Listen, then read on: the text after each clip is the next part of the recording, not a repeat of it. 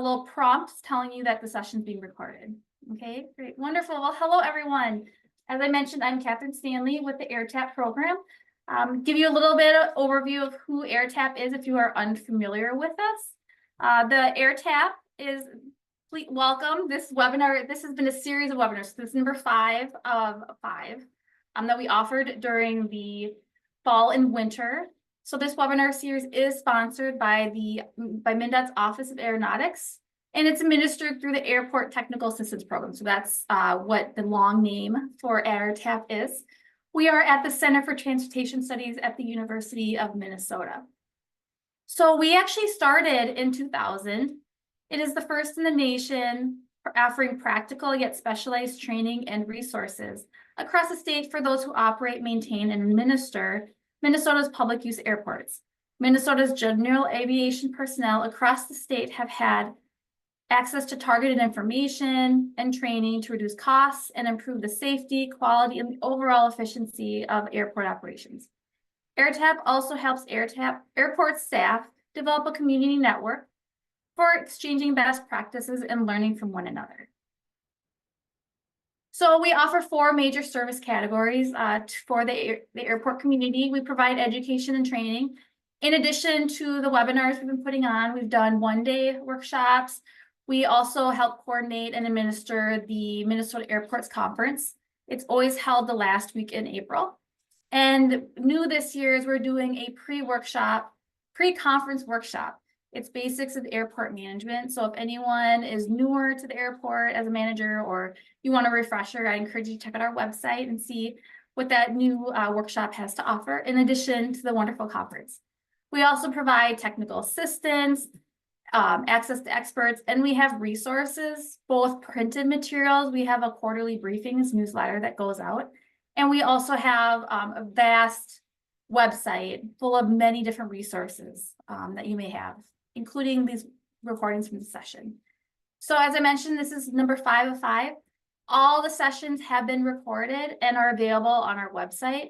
We also have all of our past webinars are also on there. So please check that out or share it with anyone that you feel might need to know the content. With that, I'm going to stop sharing.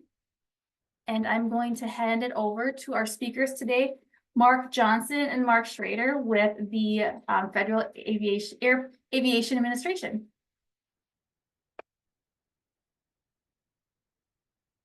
Good morning, everyone. My name is Mark Johnson. Give me 1 second. I'll get my screen up here.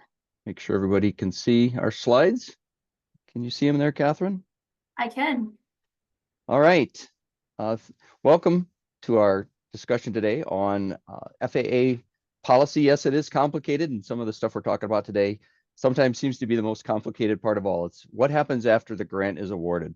So we're going to be talking today after the grant is awarded through the closeout. It'll be myself, a program manager with the Dakota, Minnesota Airports District Office. I'm out of the Minneapolis office, and with me today is another program manager, Mark Schrader, who's actually out of our Bismarck office, but he's also helping with some of the Minnesota airports that we have.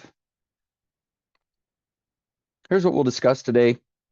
Looking at all those parts of, like I say, after the grant is awarded and some of the key points that we need to make sure that the project is proceeding on course.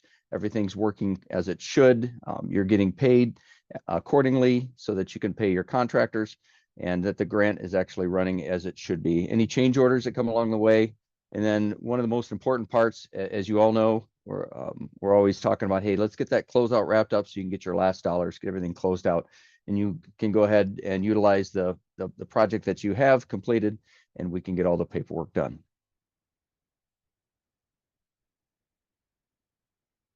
This is a graphic of what we'll talk about today.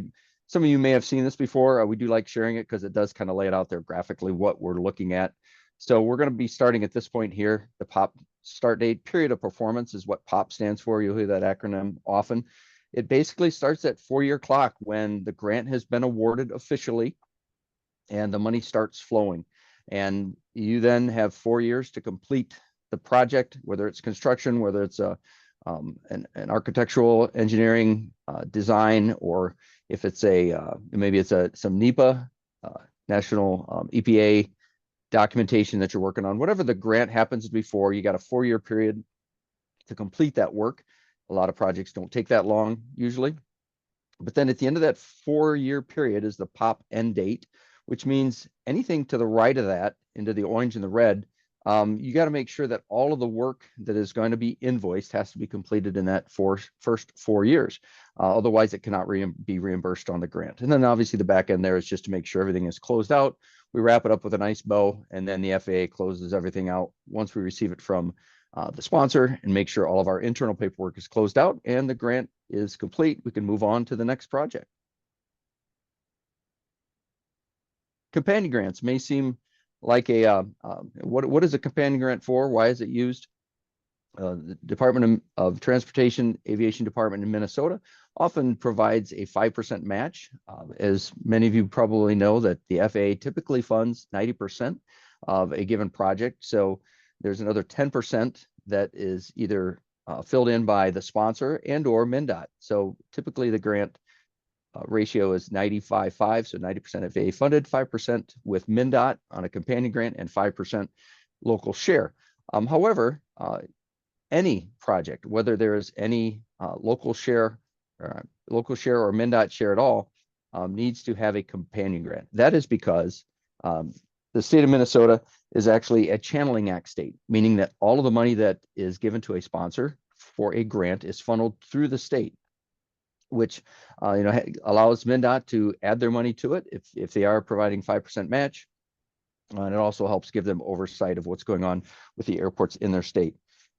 It is typically part of the initial request when you do your SF 424. As you've probably seen over the last couple of years, we've been requiring 2 signatures. We've added kind of a second page to the SF 424 to ensure that both the sponsor and MnDOT are signing that SF 424 saying, hey, we are going to be requesting a grant this year, and this is the amount we're requesting. So when you submit that initial 424, that gives MnDOT the heads up that the grant is actually going to be coming.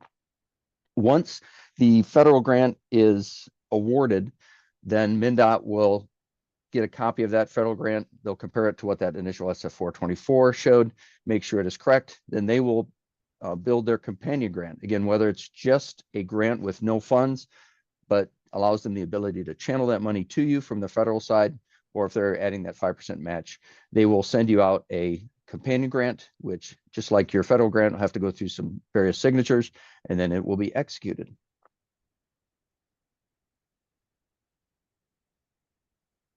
So the key is, again, we're a channeling act state, which requires all of the money to be funneled through the state. As we start progressing through the project, we do require quarterly reporting. And it's basically like most any project you have, that we have to know what the status is. Obviously, over a 4-year period, we don't want to just get a report at the end that says, hey, we're complete. It's good for us to see what the progress is of the project, not only to make sure things are going right, but also to make sure we have some way to verify that the work is being completed, and that we can make sure that the pay requests are accurate. And it's actually required as part of our the AIP handbook. Some of our requirements from the FAA side is to show that the sponsor self-certifies that, hey, we are at 30%, 60%, whatever percent, so that we can verify that against the payment requests. Typically, you'll submit these quarterly reports to the program manager, like Mark Schrader and myself. We're also asking now that you include our program analyst, Grace Bingham. You see her email there. We will share the slides afterwards. She is going to be helping us manage these quarterly reports and make sure they get filed appropriately. And that way, whenever we get audited or have to show to the regional or headquarters office that we're completing them, that we have them all filed properly. The MnDOT regional engineer would also like a copy, because again, they're going to be the first ones that see your pay request. So it gives them a heads up. Hey, we've got a payment request coming up for 30%. Yep, it matches your quarterly report. So everything matches. When you get the slides, you'll see here there's 2 different forms. The 5100-140 is for design and planning grants, and the 5370-1 is for construction. That's the one we'll typically see submitted. They are due 30 days after the end of each quarter, and they are due until the project closeout is approved. So again, that in that 4-year window, it may take, let's say, the first 9 months out of that 4-year window to get the project actually completed. That's great. But what we do require, and it kind of helps enforce getting the paperwork done, that every 30 days, even after that, or 30 days after each quarter, we still do require a quarterly report saying, hey, the project is complete. We're working on the closeout, just to keep that battle rhythm going. A little bit of file name format etiquette we're requesting. A lot of times, we get tons of projects. We have, maybe 100 projects in a year. So we do request that as you send them in, if you're a consultant, want to send a batch of them together, that's great. Just make sure that each report is a separate file, because obviously it takes time for us. If it's one big long PDF, we have to cut it apart and make sure it gets appropriately filed with all the different projects. And if you do put the grant number that it's related to in the report, sometimes we'll get reports that don't say, it'll just say, runway reconstruction project. Well, it does definitely help if you show the actual grant. It'll tell which airport it's with, the grant number and the year. So again, it helps with that processing. And then a standard file name. Again, if you're lumping these all together, it really helps us to be able to break them out and put them where they need to be if you follow some of the standard file formatting. Again, what we're looking for there is the grant number, what form it is, and then some type of calendar year, fiscal year, and what quarter it is, so that we can keep track.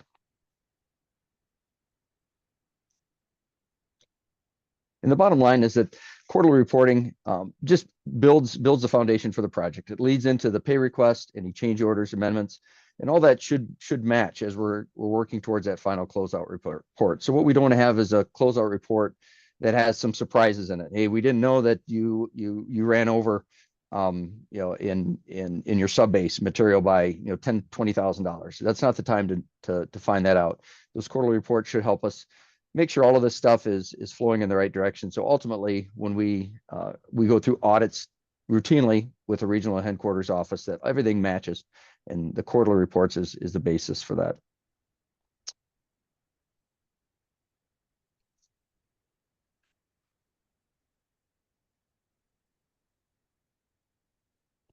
Payment policy, the part that everybody wants to make sure you get your funds as you're proceeding with the project. You want to keep everybody paid and on time. How it typically works is the sponsor will submit their invoices. They'll submit the pay request to MnDOT. Again, we're a channeling act state, so everything does get funneled through the state. Then the state will upload that information. First, they'll QC it internally with their regional engineer. They'll talk with their financial department to make sure everything looks correct. They'll bounce it off those quarterly reports as well. Yep, it looks good. So what they'll do is they'll put it into the Delphi system. Delphi system is just a fancy name for the financial transaction portal, if you will, between the FAA and our various states or sponsors. And once that's uploaded in there, it'll come to us. We will look at it, depending on if it's auto pay or manual, then the money will get dispersed based off the percentage requested, and that money will get dispersed from the FAA back to MnDOT, and then from MnDOT, they will send that money back out to the sponsor. So as you see, typically MnDOT is submitting these. So whenever you submit your information to MnDOT, realize they typically once a week, they may do doing the COVID grants one week, and then the next week they do their AIP or AIG grants. But one way or another, they're usually sending up a pay request to the FAA weekly. So they'll put a bunch of these together, put them on a spreadsheet, and send them up at one time. So as you can see, this circular process may take a little while by the time from the time that you submit your initial pay request to the time you actually see the money. Now, the MnDOT will sometimes front the money if they have money in their account for the AIP and AIG grants. Typically for the COVID, whether it's ARPA, et cetera, they typically wait until that money hits the MnDOT account back from the FAA before they send it to the sponsor. Like I mentioned, when it comes to the FAA via Delphi, everything is, the majority of the projects are set on automatic payments up to 90%, because the way that the AIP program is run is that the sponsor is self-certifying that, yes, all the work is being completed as required, and the payment that is being requested from us by taking the invoices from our contractor is correct. So that's why it's set up on auto payment for the majority of the grants. We will hold automatically that last 10% until the closeout is received. Again, that's the typical carrot you see anywhere, that hey, we need to make sure that paperwork is done before you're going to get your final payment. In extreme cases, if you do have a specific situation where there's some issues and you've been talking with the PM, your program manager throughout the project, and you're just unable to get a few of those last final items in, but you need to get some money flowing to your sponsor, back to your contractors, we may be able to go up to 97%. But again, those are extreme cases. We don't typically do that. But if you have a situation, speak with your PM and see what we can work out. Land acquisition grants are another unique entity. Because of grant assurances, we must ensure that the title work is appropriate, it is correct, there's no encumbrances. In other words, nobody else has a right to that property, and that title transfer paperwork is already filed with the county, and we have verification that everything is clear, is free and clear from encumbrances before we will put any money down towards a land acquisition. Because as you can imagine, as all that title work is done, once it's done, it's almost instantaneous. If it's a $300,000 land grant, boom, the money just goes in one shot. So we got to make sure before we release any money that all the paperwork is ready to go.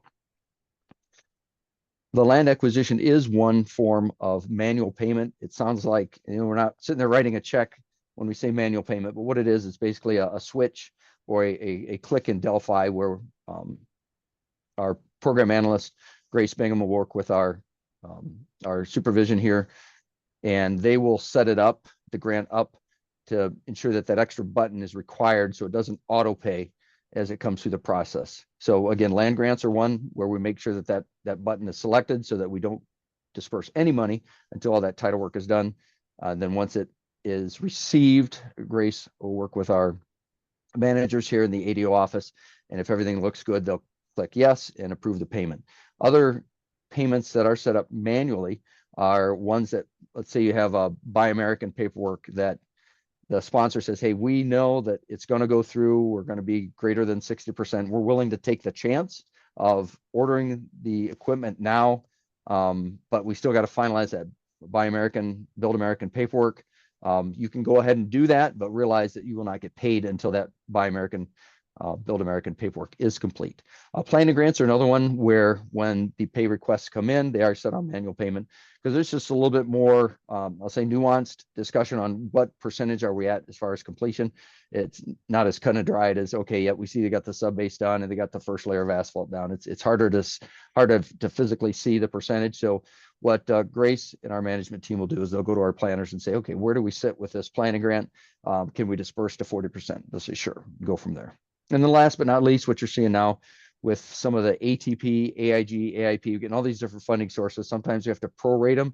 In other words, tie some money together from the different grant pools to make a project complete. If anything's prorated, in other words, percentage AIP, percentage AIG, those will be on manual payment as well, just to give that extra quality control check to make sure that what we're requesting is accurate, and then they can pull the appropriate amount from the different grants that are being used appropriately. Okay, how often do we request that you put in your payments? You can submit them whenever you're ready for what you feel. I mean, it's probably balanced between, how often do we ask for payments and how much work is being completed. Obviously, if it's going rapidly, get those payment requests in as soon as you can, but they do lag typically. But we do recommend that you request a payment at least every 9 months. Whether it's $5,000, $10,000, or it's $100,000, at least something to show that there's progress with the grant. Again, your quarterly report should match your grant request, et cetera. It just makes it all tie together. If we don't see a payment request within 12 months, you do go on the FAA bad boy list, and that's one of those other things that we as program managers get to work through. As the regional office will send us a report quarterly and say, hey, this airport, this sponsor didn't submit any drawdown requests. What's the problem with that grant? Is there an issue, something going on? So again, stay off that bad boy list and recommend, like we say, every 9 months submitting a pay request. If you don't submit at least yearly, and you're not communicating with us, and there's just problems all around, there's the risk of potentially terminating that grant. But again, we don't like to go there. I don't in my history, we've never gone there. But again, it's a stick there if people aren't getting their paperwork done and getting the payments through that they need to. These are routinely audited.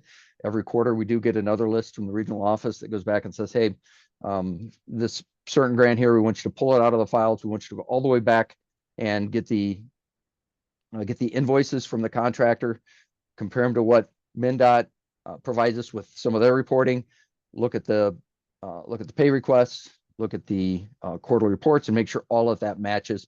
Then we have to go through with the regional office and verify that everything is appropriately documented.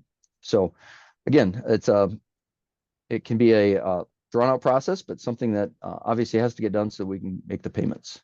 At this point, I would like to hand it over to Mark Schrader for change orders. All right, thanks, Mark. Yeah, Mark brought us through the the process to the change orders now, and the change orders. If you're looking for guidance on what's approved, what's allowed, and what we're looking for in the change order process, we have the AIP handbook section 535 and FAA SOP number 7, and I do have both of those references linked to the slide. So when you get the slides, you'll be able to click on them and go right to the guidance. We know all projects risk change orders, or things happen. You find things in the field that need to be addressed. What we like is to just be part of the process if the change order is coming. Ultimately, we do need to review and approve those through the by the closeout time. But what we look for is the change order justified? Is the work in the change order eligible? And is the work necessary? Is it directly related to the work in the grant description? Just because you have a contractor there and you want to go do something else, a change order for this that work may not be eligible or justified. We're looking to, what is the grant approving, and what is the work we're allowing to be done in that grant. And then as far as the price, we do require that a price or cost analysis be performed, and the work done also, like the rest of the grant, needs to apply to the AIP standards and regulations. So it's just like any other work in the project, we need to meet our standards. All right, next slide, Mark. And again, the coordination with the program manager, with the change orders is appreciated, and we do work with our planner and with the environmental. We want to make sure we're not having any additional impacts to the ALP or the environment during the change order process. And again, they do require the approval of the FAA for eligibility. In the closeout, one of the items we're looking for is, are all change orders accounted for and approved? And funding for change orders is not guaranteed. Might be good to talk to us early to, if you have a change order come up. The grant was only written for a certain amount, and going beyond that amount, there may or may not be funding available to pay for that work. And in the contents of the change order, we need the supporting documentation as laid out in Appendix B of our SOP number 7. I would like to see the drawings or sketch of what's being proposed. And does the work impact the construction safety phasing plan? Does it require Buy American? We need to consider all of those aspects of this extra work before we move forward with the change order. All right, next slide, Mark. Now on to the final step, the grant closeout. And as that slide Mark had earlier, the grant closeout must be submitted prior to 4 years from the date of the grant. And in Minnesota, the closeouts are submitted to to MnDOT, but we do ask that the program manager be copied when that draft report is being submitted to MnDOT for their review and approval. If you have any questions in the closeout, you can always work with the program manager early. We might catch something that we need to address before it goes to MnDOT, so we don't have to go through all the signatures again. Once we get the final closeout for review. Again, the planners and EPSs work with the program manager to review closeouts. Were there planning aspects that we need to have done as part of the grant? Were there environmental commitments that we need documentation of the follow through of those? So it's not just the program manager reviewing these closeouts. We work with the environmental and planning staff as well. For the vendor invoices, MnDOT provides an ACE report that we verify with the project information to make sure that the invoices all match what was submitted. And then if your closeout has an amendment, it will require an extra step in our process. And funding for amendments aren't always available, during different times of the year. So any grants closeouts that have an amendment will require a little more time for the FAA to process. All right, next slide, Mark. And if you have a grant that had COVID relief funds, there won't be many of these left, but I know they're still out there. You were able to use your CARES funding to match the airport match for the original grant. But if you have an amendment or if the grant goes over the original amount, we're not able to amend the CARES grant. Any additional money needs to be funded at the standard 90-10 split. So that would require, it's not a huge amount of money, but we do need to make sure that any amendments are done at the standard 90-10 ratio. All right, Mark, next one. And land grants. If you have a land grant, there's a lot more to it than a standard construction grant as far as what we need in the closeout. And definitely keep your PM in the loop, but also the planner, because we're looking for the recorded conveyance documentation, certificate of title or final title opinion, the sponsor certification of the real property acquisition, and itemized costs and the invoices. Has the Exhibit A been updated? And were the grant conditions recorded at the county auditor or the recorder's office? There's extra steps, and your program manager can provide you a list of those, when you start the grant, of what we need to make sure we have documentation of for land grant to be complete. All right, next step. And that concludes our presentation. As you can see, no job is finished until the paperwork is done. And we always need to make sure we have plenty of paperwork in case we get audited or need to go back into a project and find out what was going on. But we appreciate your patience working with us to make sure we get all the documentation throughout the grant process. Then I'll turn it over to Catherine to see if we have any questions coming in.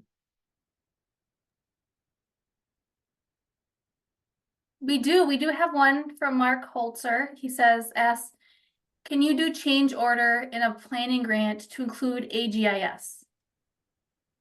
That would be an amendment, not a change order, and we would have to work with the planners. But AGIS is required in many of our grants. We could also look at including the AGIS needs in a different grant or combine it with a different one. But change orders on planning grants aren't what we allow. Okay. Thanks, Mark. Any other questions?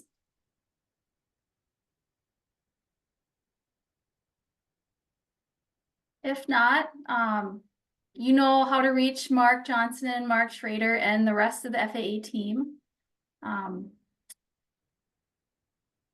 I want to thank everyone for coming today. This was a really great presentation and really valuable. I'll be sending an email out later today, just a thank you for everyone. It also includes an evaluation link. So if you have a few minutes just to give us feedback, we use that in planning for next year's sessions. And I'll also be including the PowerPoint that you saw today. And again, this was recorded. It'll be uploaded onto our website along with the PowerPoints.